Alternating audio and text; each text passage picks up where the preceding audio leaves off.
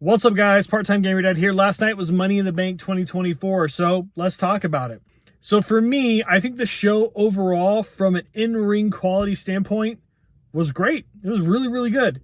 My issue is, from a storytelling perspective, this show will be remembered as probably one of the weaker Money in the Bank shows, and it will be a show that's remembered for wasting the Money in the Bank story device from the men's perspective. So, kind of kicking us off on that note, we have the men's Money in the Bank ladder match between Carmelo Hayes, Andrade, LA Knight, Jey Uso, Chad Gable, and Drew McIntyre.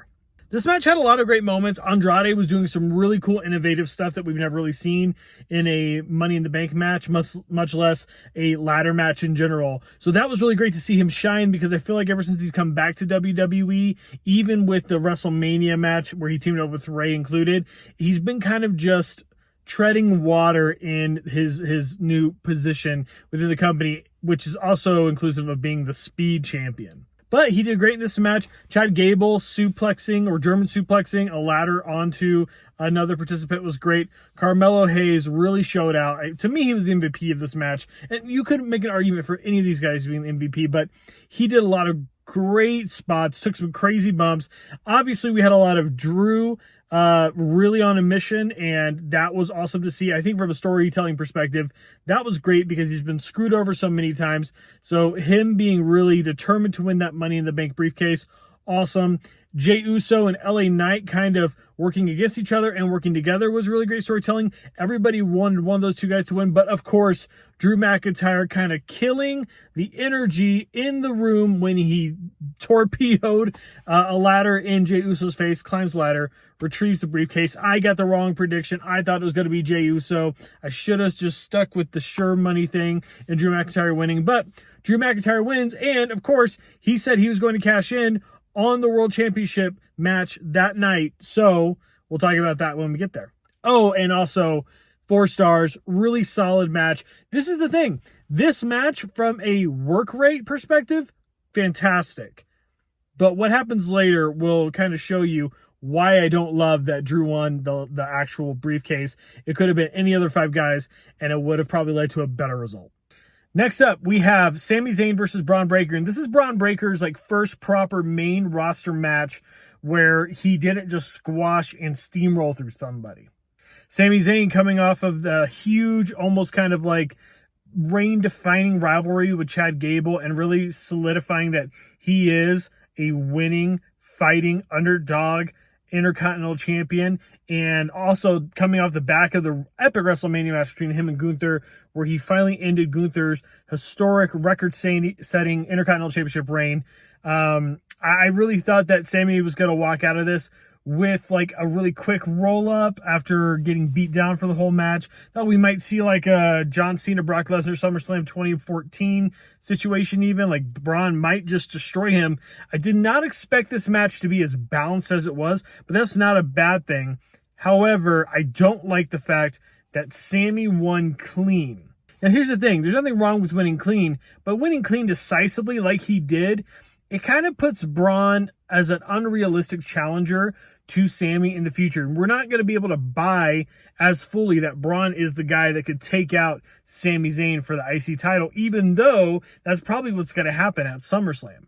But this match, it was really, really good. If you take away a little bit of a score, because the way that it ended just wasn't really great, especially in terms of all the building up that they've done for Braun and kind of killing that momentum with a clean finish that wasn't a sneaky out of nowhere win for Sami. I gave this 3.75 stars, so 3 3/4 stars. Really great match. Sami is probably the most, besides Cody, maybe the most genuinely authentic babyface on the main roster, especially from the men's side. And Sami might even surpass him at this point, because people love Cody and people hate Cody. It's very John Cena-esque, which we'll talk about John Cena as well in a minute. But Sami Zayn beating Braun, fine. I don't like how they did it. All that being said, still a great match, 3 3/4 stars. So Cena came out and announced that he is going to be retiring from in-ring competition after WrestleMania 41. So he's going to come back in 2025. He's going to compete at the Royal Rumble, at the Elimination Chamber, and at WrestleMania 41. And while that is a really cool announcement, it also kind of hurts my heart. I grew up with Cena in the Ruthless Aggression era. That was kind of like the defining era for me to really become a wrestling fan. John Cena, obviously growing up with him, I've always respected him. He's always been one of my favorites in my top like 10 or 15. But at the end of the day, I think it is time to hang it up.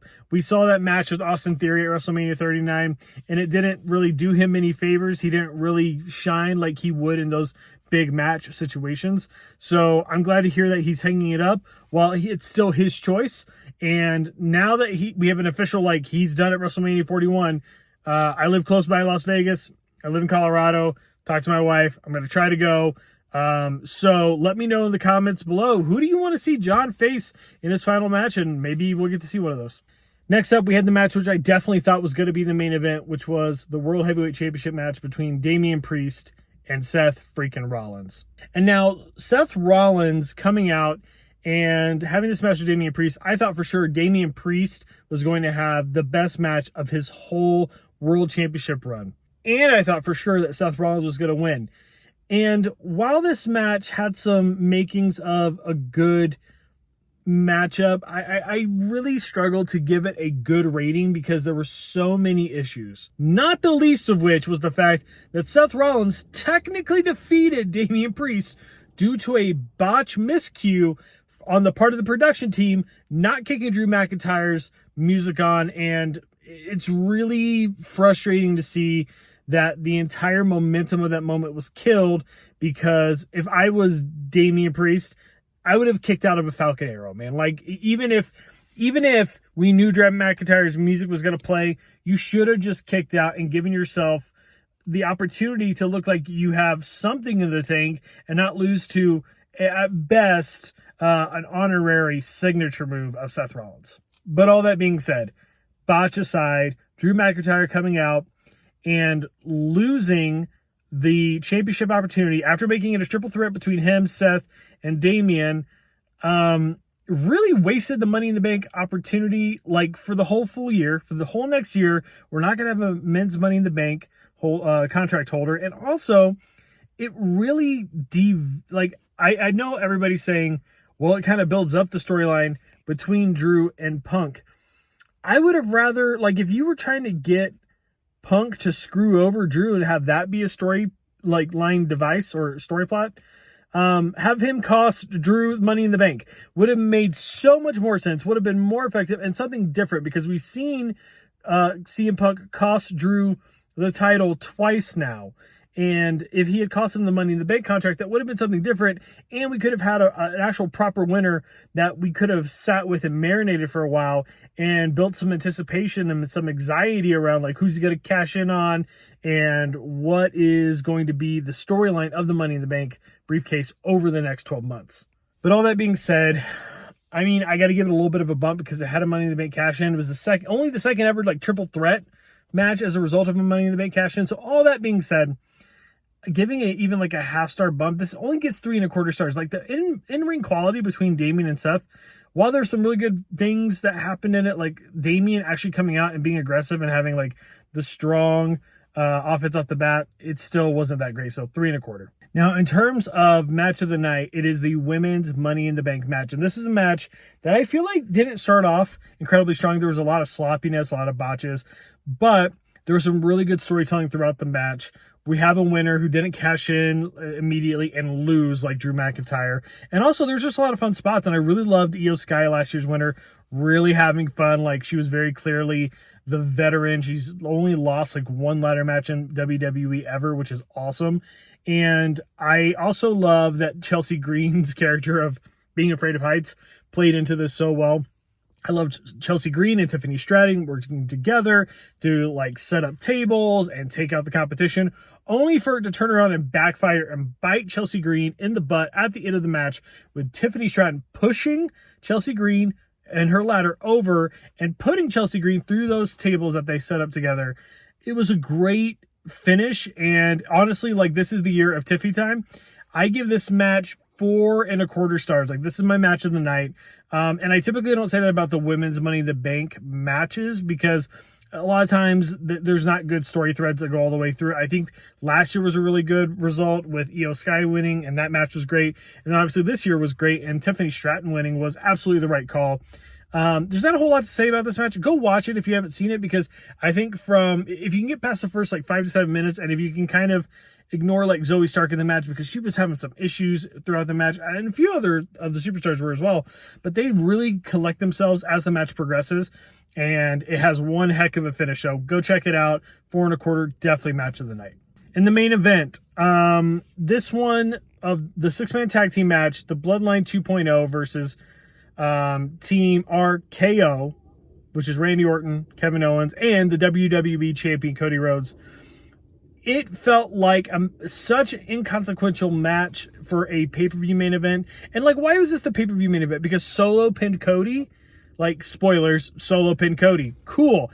Jacob Fatu, great showcase for him. But outside of that, you didn't have Roman return. If Roman returns, this is the main event. Makes great sense, and probably would have elevated the overall match to a higher star rating. But for me, this match, I mean, Solo doesn't really feel like a leader except for the ending. Jacob Fatu really showed out. This was a great star-making performance for him. His first match properly in the company.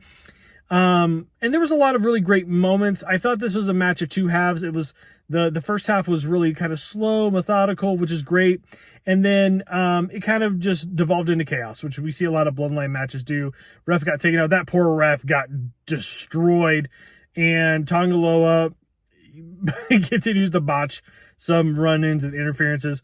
All that being said, from just Jacob Fatu's moments, Randy just having an RKO party, and this match generally just being what should have been a SmackDown main event, I can only give this at most, and I feel like I'm being generous here, 3.5 stars. Like, this match had no stakes to it.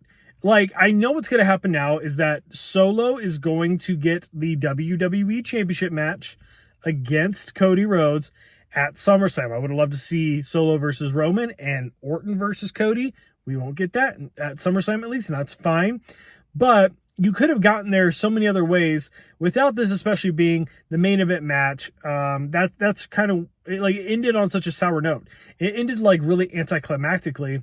And especially when everything else that occurred with the men's Money in the Bank and the World Heavyweight Championship match, this just felt like a show of 3 acts, and none of those acts were good, because it was kind of bookended by the wrong booking. And when I say the wrong booking, I think the Bloodline should have won. I picked them to win, but that shouldn't have been the ending. That should have been like the opener or the mid match, and we should have had the World Heavyweight Championship match like close the show, and then have Seth or Damian, like whoever you wanted to win, just have them definitively win, and that be the end. And then kind of have the Money in the Bank looming in the background. Heck, have CM Punk go for it for a 3rd time, like against Drew at SummerSlam, so that he can have an opportunity to be the first ever like 3-time Money in the Bank cash-in winner. Like, there's so many things you could have done with this that would have been better, even if Drew was the winner.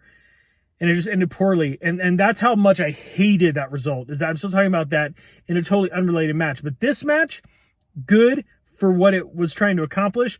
Should have main evented a pay-per-view. Heck no. Was Jacob Fatu awesome? Heck yes. All the performers did just fine. Tongaloa, you need to get better, my dude. And 3.5 stars. That's as much. And seriously, I feel like I'm being generous. It did nothing from a storyline perspective outside of maybe setting up Cody versus Solo. You could have done that match on a SmackDown, dude, and you could have had the same result. This show overall, that's the thing. It's good in-ring quality, but storyline purposes, it's either beating a dead horse or it's not doing enough. And I feel like that makes it just a meh pay-per-view. It felt like a B pay-per-view. In previous years, Money in the Bank has felt like an A pay-per-view. This year, it felt like a true B pay-per-view, and not like the kind of B pay-per-view where it's like, wow, that really stood out. Maybe that could be an A pay-per-view. I feel like we're back in the dredges of like 2012, 2013, maybe even 2015 Money in the Banks, where it wasn't a show that you particularly cared for. And it was just there, and you watch it because it was Money in the Bank, but it didn't do anything for anyone. So while I hate to say that, in-ring quality was good. Storyline purposes was kind of crap. All right, guys, let me know in the comments below if you agree with me or if you think I am crazy. Let me know your star ratings down below. And like I said earlier, let me know which match you want to see John Cena have to finish out his career and retire at WrestleMania 41. Thank you so much for watching. Make sure you like the video, subscribe, and I will see you very soon.